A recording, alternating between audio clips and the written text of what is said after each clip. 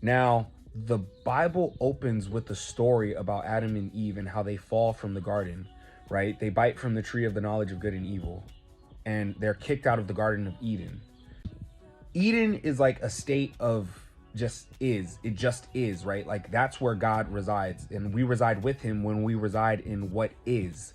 When we bite from the tree of the knowledge of good and evil, we are basically saying we want to use our own understanding of what is right, what is wrong, what is good, what is bad, and we want to split. We want to deviate away from God's isness, and when we do that, we're kicked out of his garden, right? We no longer get to reside with him. Instead, we have to explore the world, sorting things between what's good and what's bad, as opposed to being in the garden and residing in what is.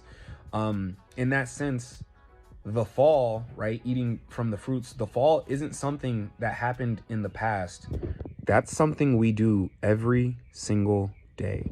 The fall is a moment by moment thing. When you decide to bite from the fruit, and when you decide to use your knowledge of what is good, what is bad, what is right, what is wrong, when you're relying on your own understanding to like split the world into these things, that you've done the fall. You've done the fall. When you slip into the duality, when you slip into that duality mindset, you are in the fall.